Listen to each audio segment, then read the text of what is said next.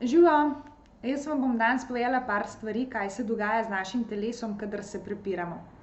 Zdi se mi super, da poznate to ozadje, ker so prepiri toliko nekaj vsakdanjega in sploh za partnersko vezo znajo biti zelo moteči. Naši možgani so razdeljeni na več enih oddelkov, na več enih sekcij in vsak oddelek je zadolžen za svojo nalogo. In tako kot možgani skrbijo za cel kup enih fizioloških procesov, skrbijo tudi za dogajanje v našem telesu, kadar se prepiramo. Zdaj, kadar nas partner napade ali pa izzove z nečim, kar nas boli, da mi trčimo ob eno svojo bolečino, bojo možgani proučili to situacijo in se odločili, a se odzovejo na način bega, boja ali zamrznitve. To je čisto en ta plazilski del možganov, se pravi živalski del možganov.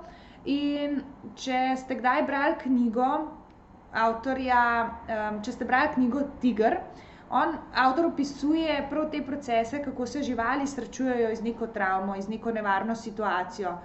Se pravi, da kadar je žival v neki nevarnosti, se bo odzvala najprej z begom, bojem ali pa z zamrznitvijo, se pravi, da čist zamrzne. In ko bo te nevarnosti konec, bo žival, če je seveda preživela, se te travme in vse te nakopičene energije, ki se je takrat nabrala, pravzaprav samo utresla. Toliko časa se bo tresla, da gre vsa ta travma pravzaprav ven iz nje in potem lahko naprej nemoteno živi. Žival si ne more privoščiti tega luksuza, da bi živela v neki travmi, ker če bi rekla nazadnje, ko sem šla tamle na lov, me je lovil lev in zdaj ne smem več iti tja na lov. In bi si pravzaprav omejila en ta teritorij, kjer lahko nabira hrano in bi se življenjsko ogrozila. Se pravi, žival mora nekako to svojo travmo dati ven iz sebe, ven čist iz telesa. Na drugi strani pa ljudje delamo to, da se travme oprimemo, da jo nekam pospravimo v en del spomina, ki pa ni predelan ali pa ker se ta spomin ne usede pravilno v naše telo in zaradi tega doživljamo en cel kup enih problemov potem kasneje v življenju. Se ustrašimo vsakič, ko vidimo nekoga, ki, ne vem, nosi kapico s šildom, ali pa se ustrašimo nekoga, ki je v trenirki pa za nas deluje nevaren. Se ustrašimo vsakič nekoga, ki je preveč prijazen z nami, zaradi tega, ker imamo izkušnjo, da so to zahrbtni ljudje, ki nam hočejo nekaj škodovati in tako naprej. Seveda vsak ima svoje izkušnje, ampak se na ta način zelo omejimo pri našem življenju, pri naših odnosih in predstavljajte si, da se to zgodi v vašem partnerstvu, da vam partner ne vem, na en prijazen način želi izraziti neko naklonjenost in vi takrat doživite neko nevarnost. Se pravi, možgani bojo preučili situacijo in tudi pri vas povzročili, da ali se boste bojevali nazaj pa začeli njega napadati, kaj je s to prijaznostjo, kakšen da je, in se bo partner seveda počutil ogroženega in bo tudi on spet v tej stresni situaciji takoj. Ali pa boste se umaknili pa zbežali pa nosili to bolečino vse, pa partner sploh ne bo vedel, da ste vi prišli do neke boleče točke. In zato bi bil nekako cilj doseči to, da zmoremo naše telo do take mere kontrolirati, da tudi kadar doživimo neko bolečino, da ne rabimo odreagirati takoj z napadom, da se ne rabimo umakniti, da ne rabimo tam čisto zmrzniti in da naše telo čisto odpove, ampak da lahko normalno predihamo to informacijo, da lahko pogledamo iz nekega drugega zornega kota in rečemo, ok, jaz sem tukaj doživela en grozen napad, eno veliko izpostavljenost, ampak na drugi strani lahko še zmeraj preverim pri partnerju, a je on res želel to povedati, a me je mogoče on res dejansko pohvalil, pa samo jaz ne znam sprejeti pohvale in gre za neko mojo bolečino, ali pa je partner res želel mene napasti pa povedati nekaj, kar njega boli. Saj tudi, če je partner dejansko želel neko sarkastično izjavo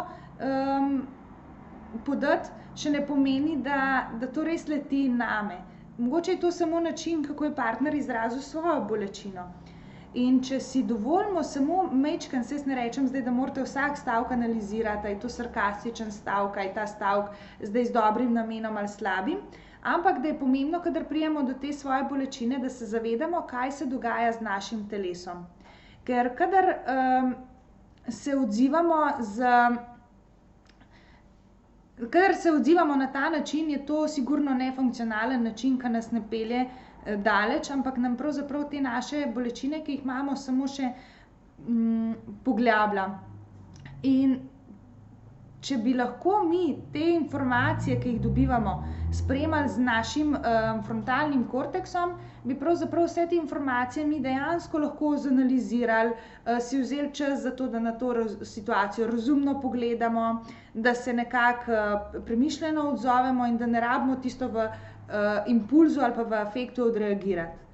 In razlika, zakaj en del spomina ostane tam v tem afektu, zakaj ostane v možganih zapisano kot neka nevarnost, na katero se treba takoj v sekundi odzvati in ne bomo dopustili, da sploh ta bolečina pride do nas, pomeni, da smo mogli imeti že toliko enih izkušenj, ki so nas dejansko nekako življenjsko ogrozile, če lahko tako rečem.